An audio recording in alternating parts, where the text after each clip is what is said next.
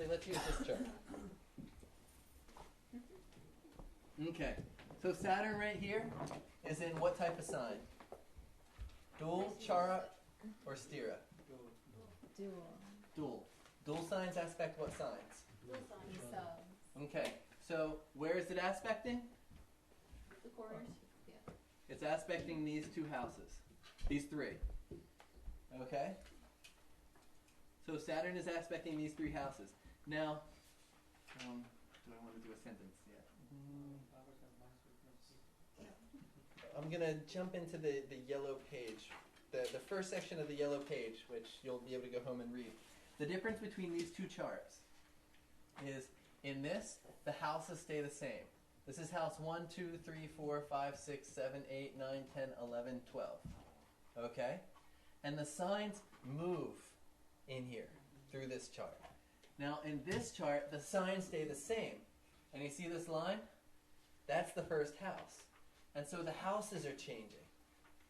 So if this is the first house, it's going 1, 2, 3, 4, 5, 6. So Saturn's in the 6th house. 7, 8, 9.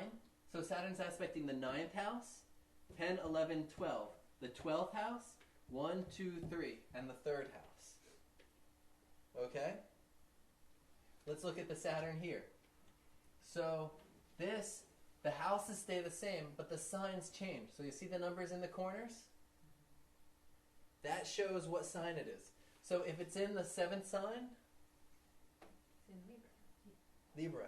And that's what kind of sign? Chara. Chara signs aspect what kind of signs? Stira.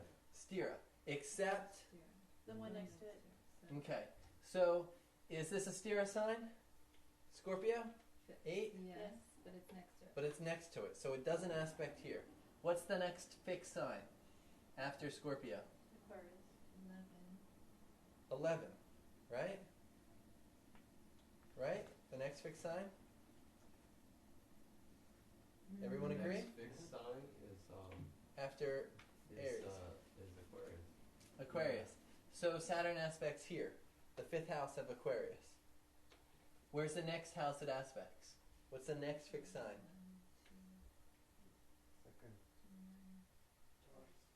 Beginners, come on.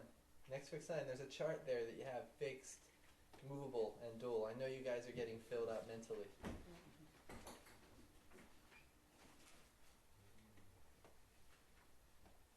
What's the next fixed sign?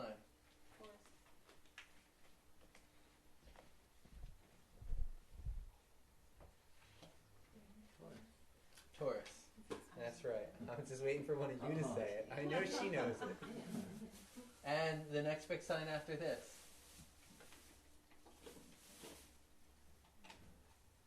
Huh? Leo. Good, you got it, Carrie. Oh, she got it. So Saturn here is aspecting the 5th house, Aquarius, the 8th house, Taurus, and the 11th house, Leo. So that's how the aspects work. Does that make it all make a little more sense? To say aspect, that means whatever effect it's on its own house. It's looking. It's looking at. So if you were outside all by yourself, you could sit there and scratch yourself and pick your nose and do all kinds of things that you wouldn't care otherwise. You know, you might change something in your wallet. If she's out there with you, you'll act a little bit different. You won't, you might check in your wallet, but you won't, do anything else.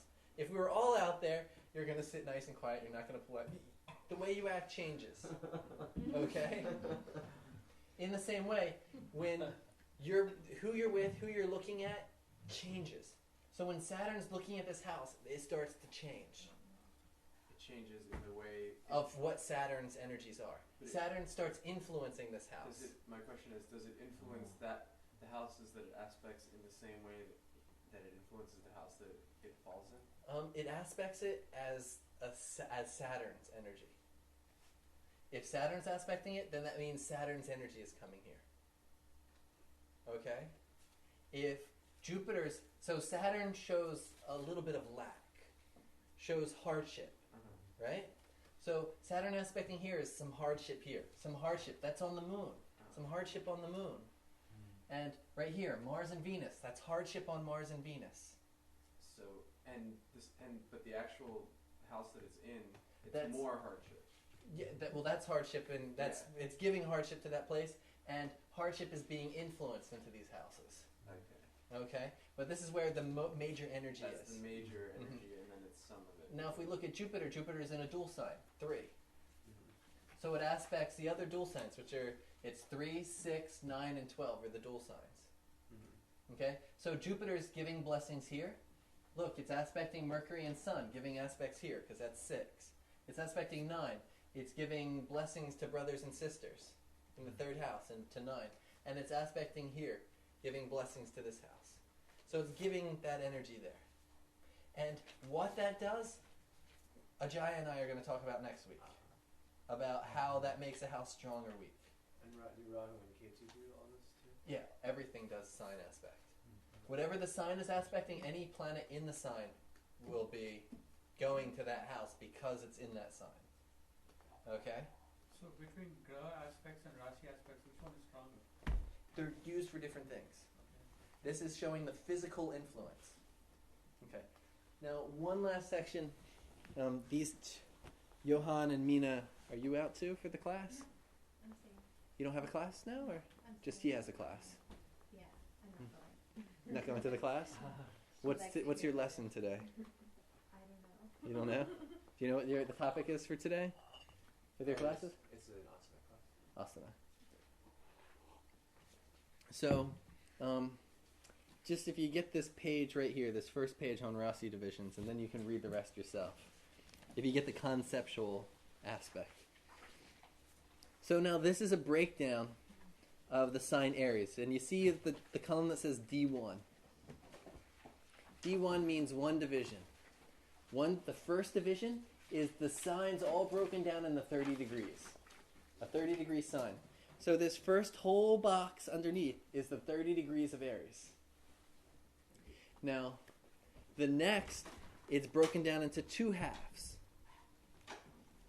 That 2 half, what happens when you break down 30 degrees into 2 halves? 15, right? The first half of the sign is solar, Leo energy. The second half of the sign is lunar energy.